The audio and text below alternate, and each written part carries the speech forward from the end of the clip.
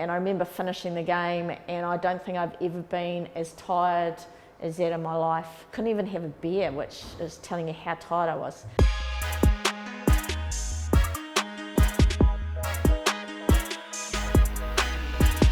Hi, my name is Anna Richards, and these are my top 6 moments. Probably one of the best experiences of my rugby career was going on my very first rugby trip overseas. And this was with the Canterbury University Crusadette side. And we fundraised all year, which obviously meant selling meat raffles, etc. We went with about 40 to 45 of us, probably 40 of us players and a few management. We went through the States, England, Wales, France, Spain, Italy, back into France, ended up in the Netherlands and then finished in Hawaii. And it was over about 6 to 7 weeks. We would have had a game every second day, as well as travelling by bus around. And these are the days where there was no cell phones, we didn't know where we were going. We just said to Laurie O'Reilly, who was our coach at the time, that you organise it, you just tell us where we need to be. So if any of us had got lost, none of us would have known how to get hold of the team. Most of the time we're being billeted out. I was lucky enough when we were in Milan, Helen Mann and I were billeted out with a guy called Maro and his mother. And it was in this little small community where everybody shared the communal toilet. There was no hot running water, and there was one bedroom in the house. It was an apartment, and we got there, and everybody knows in Italy, everybody's Catholic. And Maro's mother, who was like a grandmother, had laid out these long night dresses because we found out that Helen and I were going to be sleeping with his mother. And we got there and she had these massively long night dresses. New Year's Eve, so we were all going out drinking, and we were appalled that we were going to go back and see Maro's and sleep with Maro's mother, who was then going to church the next day. I told Marnsy she had to sleep in the middle because she was Catholic, and I didn't think Maro's mother wanted to be near a heathen like myself. My second top moment is playing with my sister Fiona in the Black Ferns team. One of the coolest times I spent with her while we played together was playing in the first ever sanctioned World Cup in '98 in Amsterdam. It's a special time playing with your sister. She was injured before the '98 World Cup, and we weren't sure if she was going to be able to come and play. She missed the first 2 games while she rehabbed. I think it was an ankle injury, so her being able to actually come and then play a huge part in the games was really special. And so I loved playing with my sister.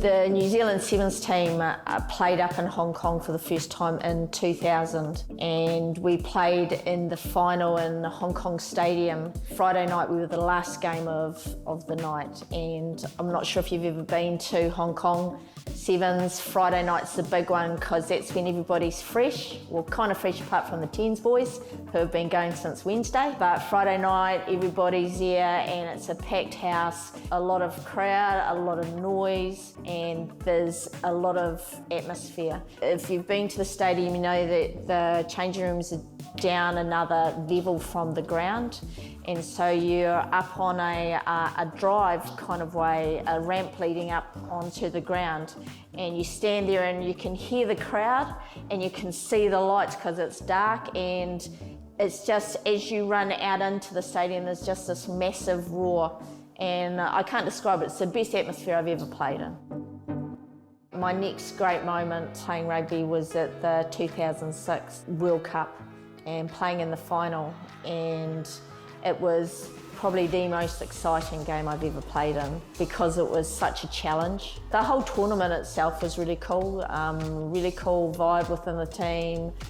We had so much fun on and off the pitch, and we were playing a really expensive type of rugby, and we got into the final, and it was just such a challenge, and I love that. And I remember at one stage the English had been battering our line, and we had a break in play, and our physio came running onto the pitch and he was like, "Are you okay?" And I was just like, God damn, I love this. This is so much fun. But you know, the English were awesome that day. They played really, really well. And we just managed to come back and win it. A real must to win the World Cup or not. It's given. New Zealand know now the champions title is theirs once again.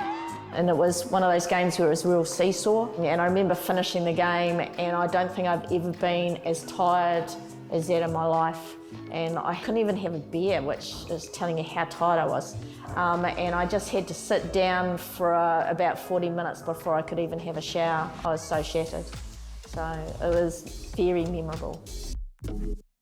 A huge moment in my rugby career was being inducted into the World Rugby Hall of Fame. Bit of a massive surprise for me, but I was lucky enough to be inducted with amazing women's rugby players. And just the atmosphere, the pomp and ceremony, and was in London. I'm always up for a good trip, you know, so it was pretty special.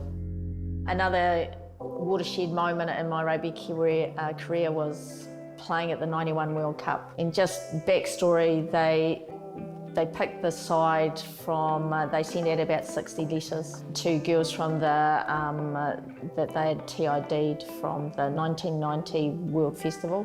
And they asked everybody if you could afford, I think it was $5,000 or $6,000. And they picked the team from people who said yes, they could afford that because we paid our way back then.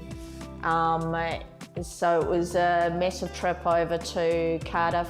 Very first World Cup, and I'm not sure if you know the story, but 4 women pretty much mortgaged themselves to set it up and run it. Wonderful ladies from Richmond who have now just been inducted into the World Hall of Fame. Most of us had only been playing for 3 or 4 years.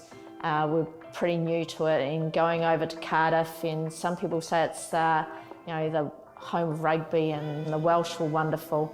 And my first game at a Rugby World Cup was against Canada, I think out at Clonherran, which is a little Welsh town who everybody in Wales loves their rugby. So everybody wanted to talk to us, and it was nice being acknowledged as a rugby player in the home of rugby. I'm Keven Mealamu, and you're watching My Take. The moment that stands out for me is back in 2003. This game is at Eden Park, and it's against the Wallabies. It's the deciding game for the Bledisloe Cup. It's all the way down into like the last 5 minutes of the game, and we were ahead by 4 points, I think. We are at a lineout. Ruben Thorne, who's the captain at the time, calls a lineout to the middle of the lineout, and I look at him, I think of the pressure that's on at the moment because we haven't had the Bledisloe in such a long time. And I sort of slowly give him the sideways nod to say, please, can we change the call? So he changed the call, he called it to the front of the lineout, we won it, and pretty much the rest is history from there. Game is over! The Bledisloe Cup is back in New Zealand! These are the moments like, you don't get a chance to see that, but what was going through my head, I'd seen John Eales kick goals to win the Bledisloe. What a player, John Eales! To be able to be in a crucial moment where we won the Bledisloe Cup and have held on to it ever since, it's probably one that I don't take for granted.